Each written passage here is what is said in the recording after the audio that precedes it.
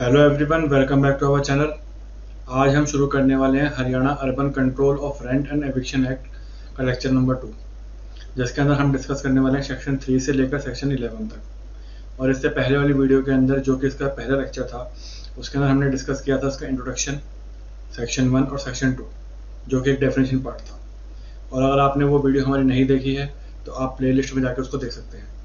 तो शुरू करते हैं हमारा आज का लेक्चर 2, जो कि बात करेगा सेक्शन 2 से लेकर सेक्शन 11 तक।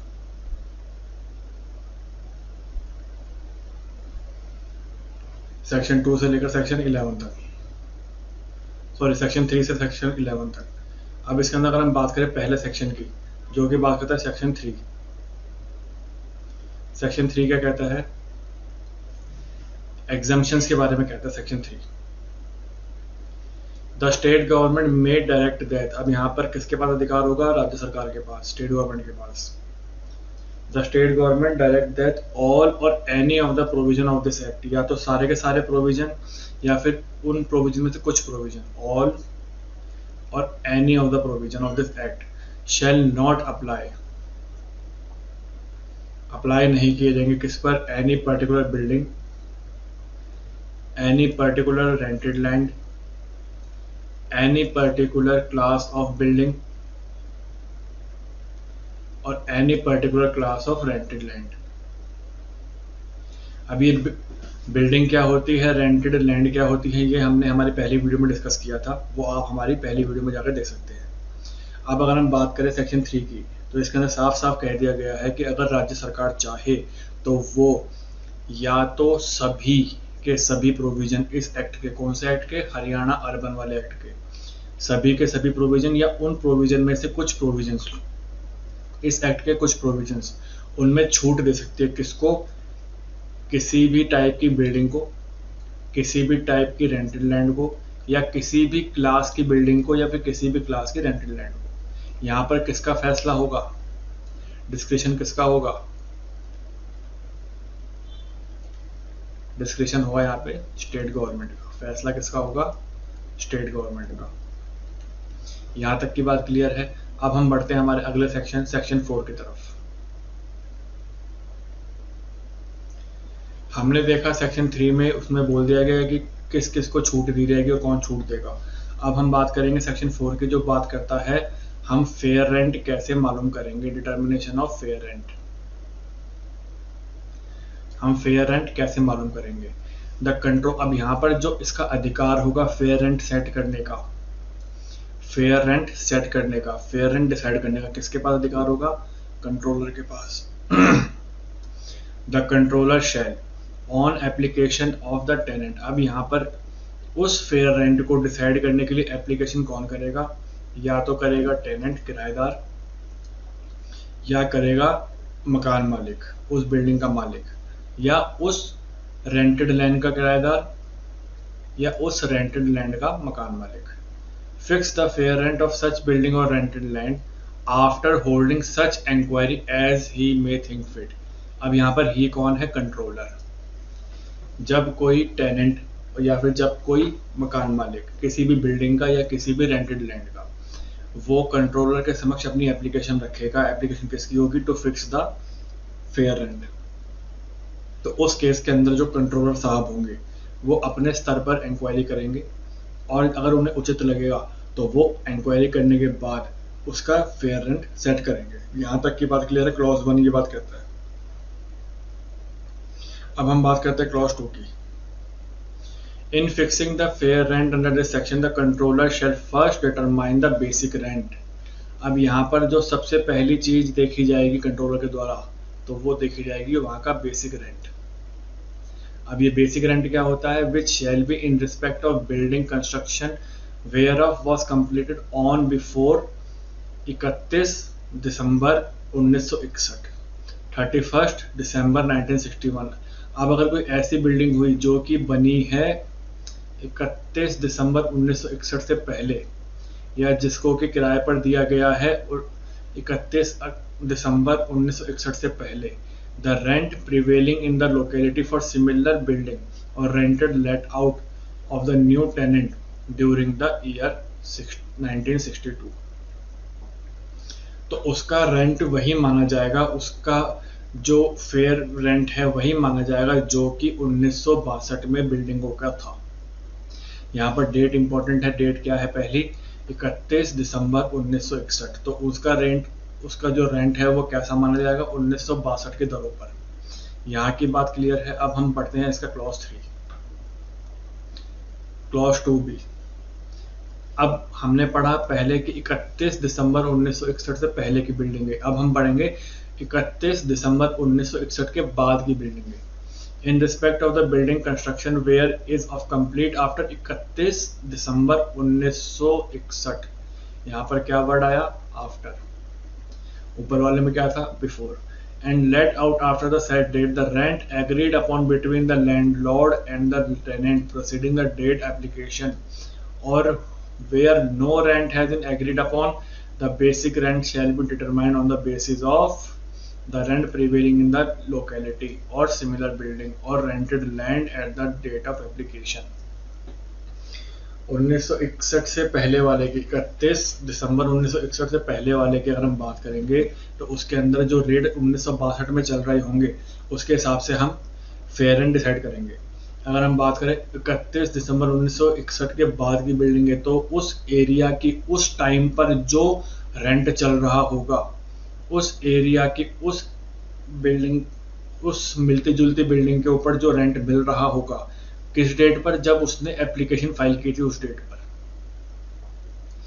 अब जैसे 31 दिसंबर 1961 के बाद तो 2021 भी आता है, तो आज अगर हमने एप्लीकेशन आज सेट करी तो हमें जो उस सिमिलर बिल्डिंग का, उससे मिलते जुलते जो सिमिलर बिल्डिंग है उसका जो रेंट मिल रहा होगा वही रेंट हमें मिलेगा। यहाँ तक की बात क्लियर है। अब कुछ और प्रोविजन दे रखे हैं क्लॉज 3 के अंदर। इन fixing the fair rent the controller may allow increase or decrease of the basic rent determined under section 2। अब यहाँ पर जब हम फेयर रेंट की बात करेंगे तो कंट्रोलर के पास अधिकार होगा कि वो जो बेसिक रेंट है उसको बढ़ा भी सकता है और जो बेसिक रेंट है उसको घटा भी सकता है, और जो कि हमने कहा दे रखा है क्लॉज 2 के अंदर। अब अगर हम बात करें, लेकिन वो कब तक नहीं होगा? 25% से ज़्यादा नहीं होगा, not exceeding 25%, और 25% से कम भी नहीं होगा। मतलब अगर अभी का रेंट हमारा 10,000 रुपये है तो अगर उसको बढ़ा दिया जाए तो 10,000 और मैक्सिमम बढ़ेगा 2500, और अगर इसको को कम कर दिया जाए 10,000 और मैक्सिमम घटेगा 2500, 25% हो गया। The general level of price since the date of agreed rent, the date of application as the case may be। जब उन्होंने रेंट पर सहमति करी हो या जब उसने एप्लीकेशन किया हो, वो परिस्थिति के हिसाब से देखा जाएगा। In accordance with the average of all India wholesale price index. अब यहाँ पर ये क्वेश्चन आपसे पूछ लेगा किसके एवरेज पर? All India price index number, इसके बेसिस पर, as determined by the government of India for the calendar year immediately preceding of the date of application। मतलब एक साल पहले का,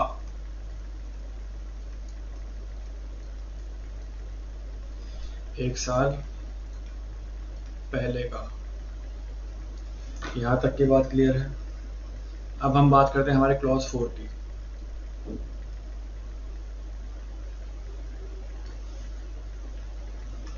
क्लॉज 4 कहता है notwithstanding the fair rent of a building or rented land has been fixed under East Punjab Urban Restriction Act 1949 hereinafter referred to the act, the landlord or the tenant of such building of such rented land shall be entitled to get fair rent under this section।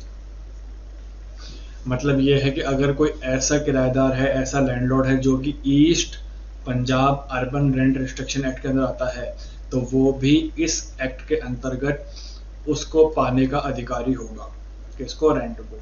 अब अगर हम बात करें clause 5 की, notwithstanding anything contain in this act the controller may fix the fair rent. ये हमने ऊपर ही पढ़ा था, controller may fix the fair rent. On the basis of compromise arrive between the parties. हमने ऊपर पढ़ा था कि वो किस किस कंडीशन में कर सकता है, और एक कंडीशन ये भी है कि जब दोनों पार्टीज आपस में सहमत हो जाएं तो उस बेस पर भी उन दोनों पार्टीज के बीच में जो फेयर रेंट जाएगा वो कंट्रोलर सेट कर सकता है। To the proceeding such rent shall be binding only between the parties. और जो कॉम्प्रोमाइज से रेंट सेट हुआ है वो सिर्फ उन्हीं दो लैंडलॉर्ड और टेनेंट के बीच में एप्लीकेबल होगा, ना कि सबके बीच में। यहां तक की बात क्लियर है। अब आते हैं हमारे सेक्शन 5। हमने ऊपर देखा कि फेयर रेंट कौन डिटरमाइन करेगा। अब हम देखेंगे सेक्शन 5 में फेयर रेंट रिवाइज कैसे होगा, उसका क्या प्रोसीजर है। रिवीजन ऑफ फेयर रेंट कहां दे रखा है, सेक्शन 5 के अंदर। When the fair rent of a building or a rented land has been fixed under section 4, जो हम ऊपर पढ़ के आए हैं, no further increase or decrease in such fair rent shall be permissible for the period of 5 साल। अगर एक बार रेंट बढ़ा दिया गया है या एक बार रेंट घटा दिया गया है तो वो कब तक नहीं बढ़ सकता, वो 5 साल तक नहीं बढ़ा सकते।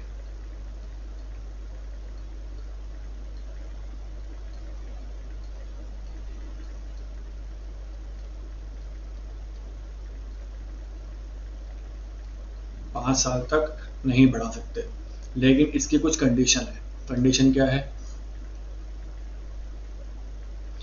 Provided that increase may be allowed in case where an addition, improvement or alteration has been carried out। अगर मान लो हमारी बात हुई थी कि एक प्रॉपर्टी हमें देनी है 10,000 रुपये महीने के हिसाब से, लेकिन उसमें मैंने उसको पंखे भी लगा के दे दिए, उसमें मैंने उसको फर्नीचर भी दे दिए, मैंने उसको बिस्तर भी दे दिया, मतलब उसके ऐशो आराम की चीज़ें भी उसमें मैंने लगा के दे दी। तो मैं अगर चाहूँ तो उस जो हमारा फिक्स रेंट था उसके अलावा उससे उन चीज़ों के भी चार्जेस कर सकता हूँ। Provided that an increase may be allowed in case of any addition, any improvement, wifi लगा के दे दिया तो उसका भी मैं चार्ज कर सकता हूँ। ऑल्ट्रेशन, उसके कहे अनुसार मैंने, अब उसने बोला कि मेरे को इस कमरे के बीच में एक दीवार खड़ी करवानी है, तो मैंने दीवार खड़ी करवा दी तो मैं उसके भी चार्जेस उससे ले सकता हूँ। Carried out at the expense of landlord, और लेकिन वो एक्सपेंस किसने किया होना चाहिए, लैंडलॉर्ड ने। एंड इन द बिल्डिंग और rented land which is occupation of the tenant at the request of tenant. यहाँ तक की बात क्लियर है। लेकिन ये जो लैंडलॉर्ड सारी फैसिलिटी देगा उसको किसकी रिक्वेस्ट पे देगा, टेनेंट के रिक्वेस्ट पर, किराएदार की रिक्वेस्ट पर। एक और कंडीशन है, provided further that the decrease may allow in any case where there is a decrease or diminution in the accommodation or amenity provided। अब ऐसा भी हो सकता है, हमने पहले केस में बोला कि टेनेंट ने किराया मकान मालिक को बोला कि आप मेरे को ये फैसिलिटी दो तो मैं आपको ऊपर से चार्जेस दे दूंगा, लेकिन ऐसा भी हो सकता है कि लैंडलॉर्ड ने उसको वो फैसिलिटी नहीं दी, तो उस केस में जो फेयर रेंट है वो कम भी हो सकता है। जैसे बेसिक एमिनिटी हमारी बिजली होती है, पानी होता है, वो लैंडलॉर्ड ने प्रोवाइड नहीं करवाया तो जो उसके चार्जेस होते हैं वो उसमें से कट सकते हैं। यहाँ तक की बात क्लियर है। सॉरी, क्लॉज 2 कहता है any dispute between landlord and tenant, कोई भी अगर विवाद हुआ किराएदार और मकान मालिक के बीच में, in regard of any increase और decrease of rent shall be directed by controller. इसकी सुनवाई किसके यहाँ पे होगी, कंट्रोलर के यहाँ पे होगी। सेक्शन 5 हमारा क्लियर है। अब हम बढ़ते हैं सेक्शन 6 की तरफ।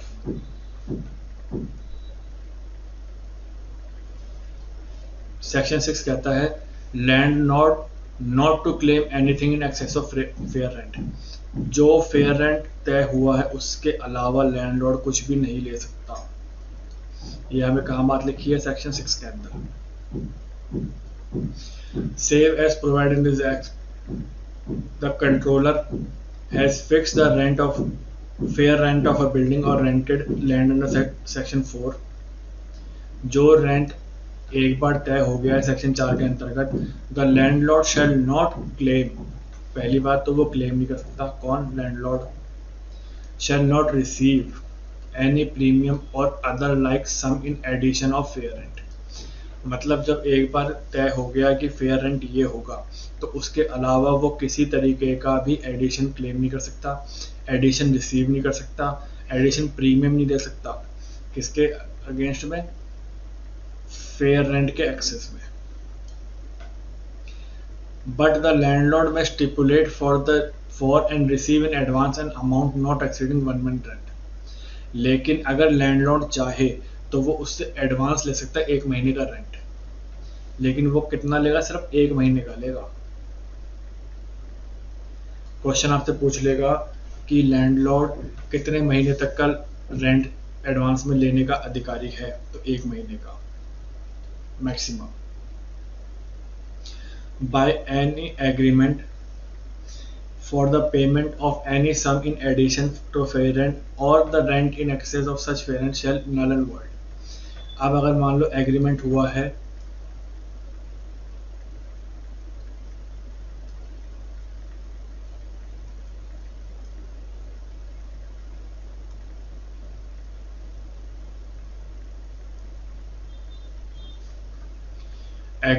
हमारा 10,000 रुपये महीने के हिसाब से, इसका एग्रीमेंट बन चुका है हमारा।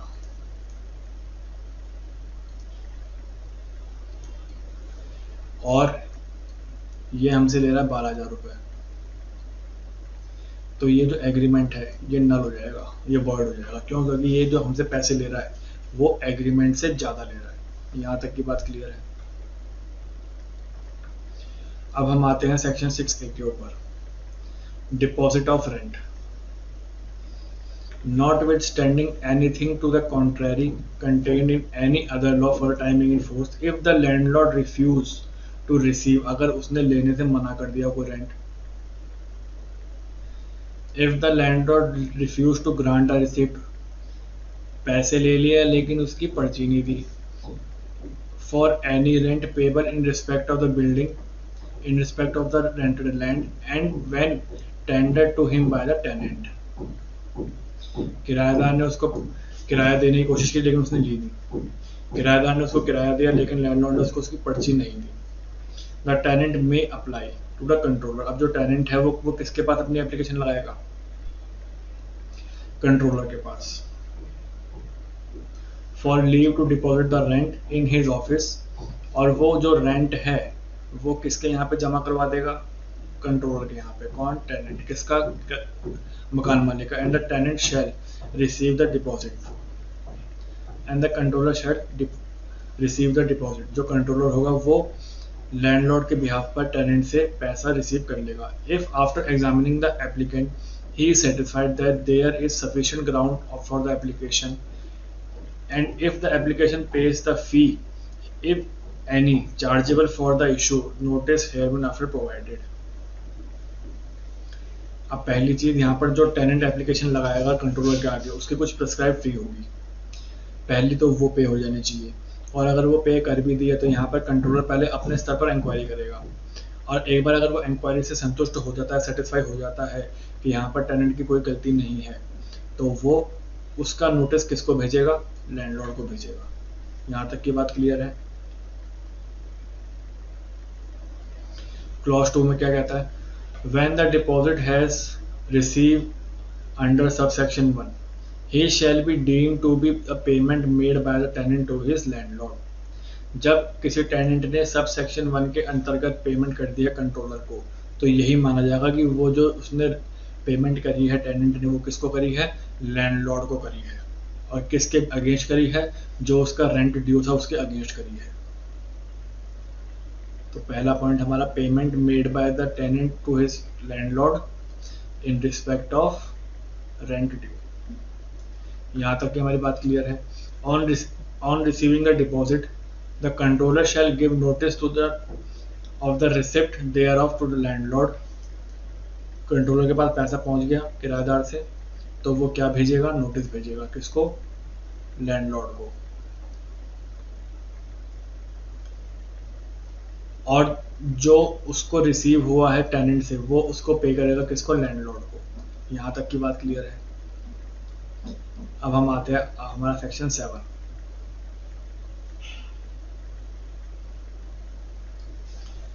सेक्शन 7 कहता है हमारा rent which should not have been paid may be recovered. जो रेंट पे नहीं किया गया है वो हम रिकवर कर सकते हैं। टेनेंट को पैसे देने थे 10,000 रुपये महीने के हिसाब से, लेकिन उसने पैसे नहीं दिए, तो यहाँ पर लैंडलॉर्ड किस तरीके से उसको रिकवर कर सकता है वो हम बात करेंगे सेक्शन 7 के अंदर। Where any sum has whether before और after commencement of this act, चाहे इस एक्ट से पहले का कोई अमाउंट ड्यू हो, चाहे इस एक्ट के पास होने के बाद का कोई अमाउंट ड्यू हो, have been paid which sum by reason of previous of act provision of act should not have been paid, such sum shall at any time within the period of 6 months after the date of payment be recoverable by the tenant from the landlord। मतलब ऐसा है कि अगर किसी tenant ने payment कर दी है और इस एक्ट के चाहे पास होने से पहले करी हो चाहे बाद में करी हो, लेकिन उसके पास ये टाइम रहेगा कि जब उसने पेमेंट कर दी तो उसके 6 महीने के अंदर अंदर वो उससे रिकवर कर सकता है। कौन? टेनेंट। किससे? लैंडलॉर्ड से। Who receive the payment or his legal representative and may without prejudice to any method of recovery be deducted within such 6 months by tenant from any rent payable by him to such landlord. अब ये case होता है जब हमने payment कर दी हो 2 बारी, तो जो एक्स्ट्रा पेमेंट करी है वो हम 6 महीने में लेने में अधिकारी हैं। अगर वो नहीं देता तो उसका पेमेंट कौन करेगा? उसका कोई भी लीगल रिप्रेजेंटेटिव। अब अगर हम बात करें लीगल रिप्रेजेंटेटिव की, तो वो हमें कहाँ गिवन है? सीपीसी के अंदर, और यही बात इसकी एक्सप्लेनेशन कहती है। In this section legal representative has been same meaning as assigned under CPC code of civil procedure के अंदर, and includes in the case of joint family the joint family of which the deceased person is member। यहाँ तक की बात clear है। अगर हम बात करें जनरल पर्पस की तो वो होगा सीपीसी के अंतर्गत, और अगर हम बात करें जॉइंट हिंदू फैमिली के से तो फिर जो आदमी मरा है उसके जो हायर है उनकी बात इसमें करी गई है। अब अगर हम बात करें सेक्शन 8 की,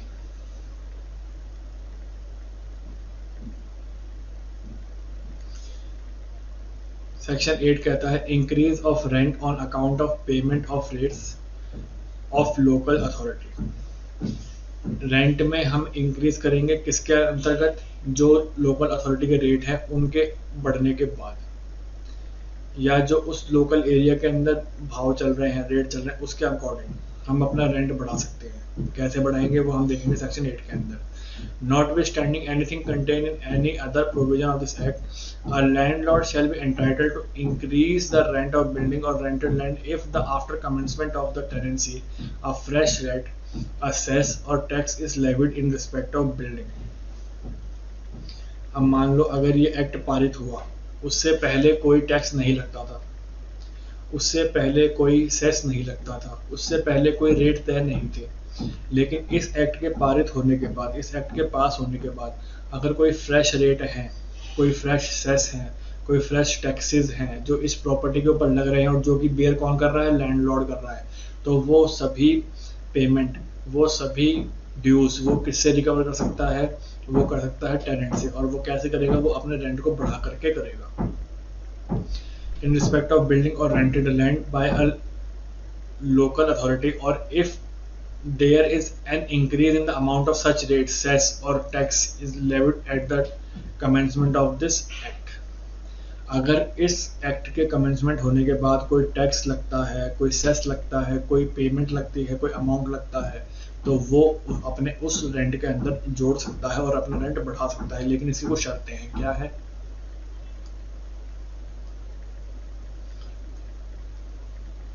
पहली शर्त, provided that increase of rent shall not exceed the amount of any such rate, any such excess, any such tax, the amount of or the amount of increase in such rate, cess or tax as the case may be।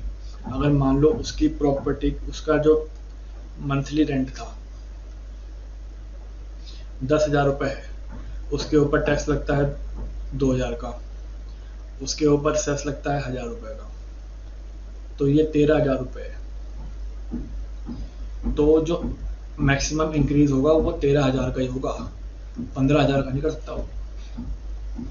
मतलब जो वो extra amount पे कर रहा है as in the form of tax, in the form of cess, in the form of rate, सिर्फ उतना ही amount extra charge कर सकता है वो टेनेंट से, एक्स्ट्रा अमाउंट उससे चार्ज नहीं कर सकता।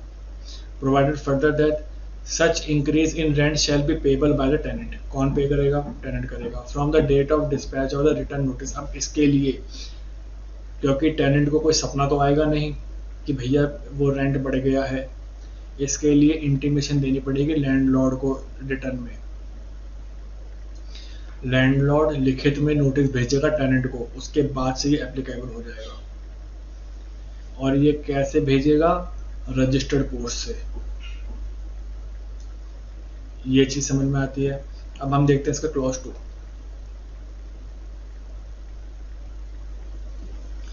Notwithstanding anything contained in any law for the time being in force or in any contract, no landlord shall recover from his tenant the amount of any rate, any cess, any tax, or any portion thereof in respect of any building, any rented or occupied building by such tenant, or increase the amount under subsection 1। ये ऊपर वाली common बात है, इसको बार बार बोल दिया गया है। अब हम देखते हैं सेक्शन 9।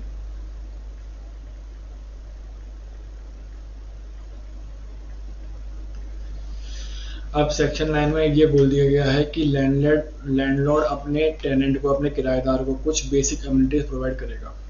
अब वो क्या क्या होंगी, कैसे कैसे होंगी, वो हम देखेंगे सेक्शन 9 के अंदर। Landlord to provide certain amenities, जिसको हम बोलते हैं बेसिक सुविधा। If the amenities of electricity, amenities of sewerage, amenities of tap water supply have been made available in any locality of the state government or the local authority, the tenant of the building or the rented land of such locality shall be entitled to enjoyment thereof subject to the provision thereafter contained। अगर कोई ऐसी society है, कोई ऐसी local authority है, कोई ऐसी government authority है जहाँ पर ये बेसिक सुविधा बिजली, पानी और सीवरेज ये उपलब्ध है, तो वहाँ पर कोई भी किराएदार, कोई भी टेनेंट अपने लैंडलॉर्ड से इनको लेने का अधिकारी होगा, एंटाइटल्ड होगा। और वो कैसे होगा वो हम आगे पढ़ेंगे। If the landlord at the return request of the tenant fails to agree in writing to provide all or any of the amenities within a period of 30 days, 30 दिन के अंदर अंदर, or fails to provide the same within the period of 90 days of such request,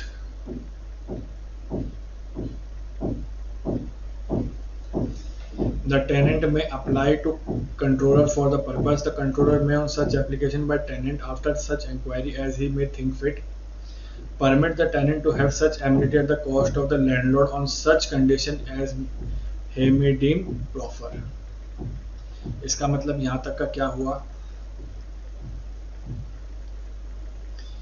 अगर landlord ने tenant की लिखित request पर उसको बेसिक एमिनिटीज प्रोवाइड नहीं करी, या तो सारी नहीं करी या कुछ ऐसी नहीं करी, जैसे बिजली, पानी और सीवरेज की एक बेसिक एमिनिटी मानी जाती है।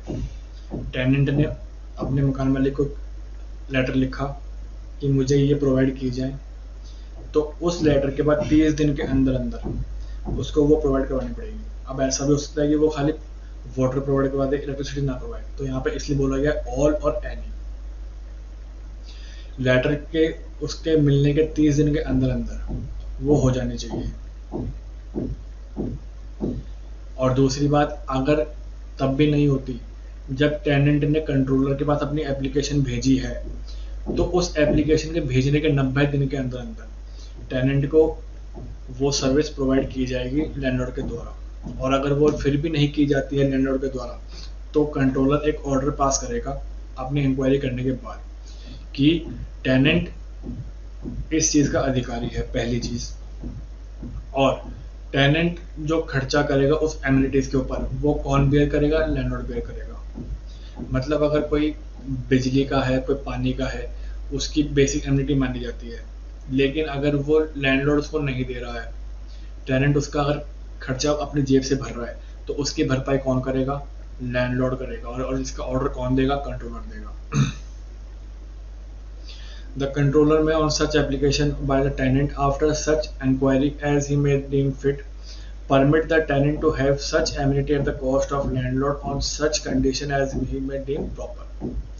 The tenant shall be entitled to deduct the expense incurred by him in providing amenities from the rent. अब ये जो अमाउंट इसने पे करा है टेनेंट ने, ये अपने उस किराए में से काट देगा जो कि वो एक लैंडलॉर्ड को दे रहा था। The expense incurred by him in providing amenity from the rent payable to the landlord till the full amount is released, जब तक उसका पूरा अमाउंट वो ना वसूल कर ले कौन? टेनेंट। लेकिन इसकी एक शर्त है,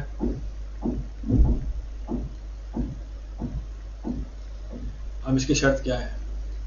Provided that the rent of the rate of deduction of such expense shall not exceed 50% of the rent। मतलब अगर उसने सपोज कर लो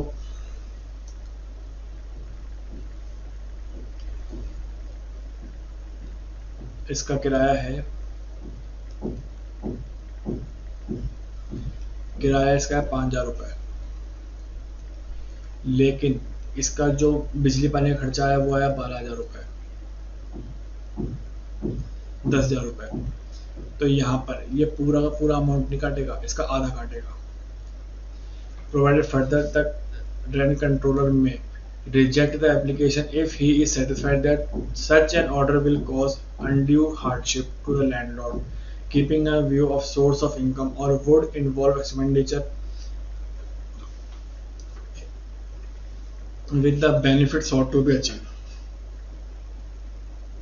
अगर किसी कंट्रोलर को ऐसा लगता है कि ये जो रेंट है उस लैंडलॉर्ड का एक इनकम सोर्स है, जो और एकमात्र इनकम सोर्स है, और इसके अलावा अगर उसने कुछ खर्चा किया तो उसकी इनकम पे बहुत इफेक्ट पड़ेगा, तो ये एप्लीकेशन जो टेनेंट ने लगाई थी वो कंट्रोलर खारिज कर सकता है। अब अगर हम देखें आगे, the controller may fix the extent and specification of the amenity as far as possible keeping in view the circumstances the case and also the estimated cost thereof. अब एमिनिटीज क्या क्या होंगी, उसकी कॉस्ट क्या क्या होंगी, वो किस किस तरीके से लगाई जाएंगी, कौन कौन उसे लगा सकता है, कौन कौन उसे नहीं लगा सकता है, तो उसका फैसला कौन करेगा? रेंट कंट्रोलर करेगा। After the amenity has been provided, the tenant shall immediately thereafter send a detail of such expense incurred by him to the landlord। और जहाँ पर एक बार टेनेंट ने वो एमिनिटीज लगा दी हैं अपने खर्चे पर, तो उसका पूरा बिल लैंडलॉर्ड को वो तुरंत प्रभाव से भेजेगा कौन? Tenant. In a case of dispute as regard the quantum of the amount spent for the providing the amenities, the same shall be decided by the controller। क्या खर्चा हुआ है, कैसे खर्चा हुआ है, कितना खर्चा हुआ है, किस चीज़ पर खर्चा हुआ है, तो वो जो विवाद होंगे वो भी कौन सेट करेगा? कंट्रोलर करेगा। और वो कब करेगा? जब उसके बाद एप्लीकेशन पहुंचेगी। The landlord shall be entitled to enhance the rent of the building for the rented land and the extent of 8% per annum of the amount। यहाँ पर ये याद रखना,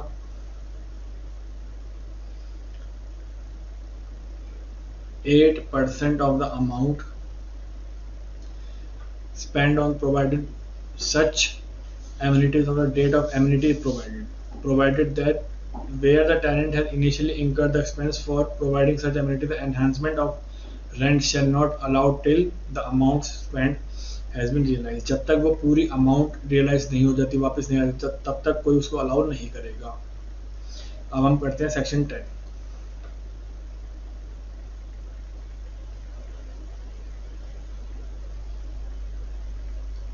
अब हमने ऊपर पढ़ा था कि जो बेसिक एमिनिटीज हैं वो प्रोवाइड करवाई जाएगी। अब हम पढ़ेंगे जो एमिनिटीज प्रोवाइड करवाई है उसमें कोई दखल अंदाजी नहीं देगा कौन? लैंडलॉर्ड नहीं देगा। Section 10, landlord not to interfere with the amenities. No landlord shall without just and sufficient cause, जब तक कि उसके पास ठोस वजह ना हो तो वो क्या नहीं कर सकता? कोई बिजली नहीं काट सकता, या कोई पानी की सप्लाई नहीं काट सकता, या कोई सीवेज नहीं रोक सकता। कट ऑफ और withhold any of the amenities enjoyed by the tenant. यहाँ तक की बात क्लियर है।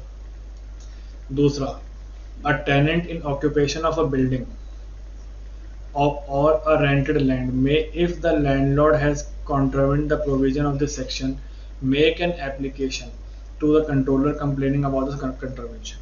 अगर इन सब चीज़ों के होने के बावजूद भी कोई लैंडलॉर्ड ऐसा है जिसने कि एक टेनेंट की बेसिक एमिनिटी काट दी है, उस पर रोक लगा दिया है, तो उसके खिलाफ टेनेंट एक एप्लीकेशन लिख सकता है किसको? कंट्रोलर को।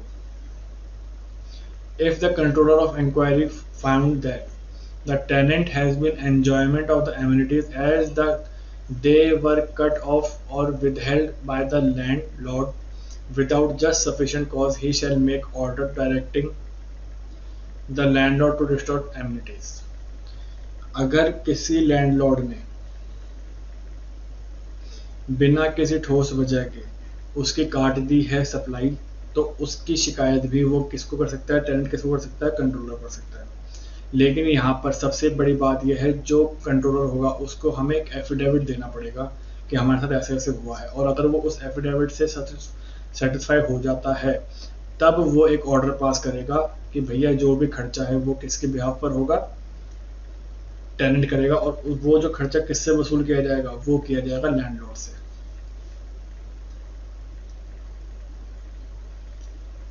और वैसे देखा जाए तो ये एक्ट एक तरीके से बेसिक एक्ट है। Section 11, conversion of residential building into non residential building. रिहायशी बिल्डिंगों का कन्वर्जन कॉमर्शियल बिल्डिंग्स के अंदर। No person shall convert a residential building into non residential building except with the permission of the controller. जब तक controller की permission नहीं होगी तब तक कोई भी आदमी अपनी रेजिडेंशियल बिल्डिंग को नॉन रेजिडेंशियल बिल्डिंग में कन्वर्ट नहीं कर सकता। आज हमने डिस्कस किया सेक्शन 3 से लेकर सेक्शन 11 तक। ये हमारा लेक्चर नंबर 2 था, और हम आगे आने वाले वीडियोस के अंदर इसको 3 से 4 वीडियो में इसको हम कंप्लीट कर देंगे। आई होप आपको ये वीडियो अच्छा लगा होगा। Thank you very much.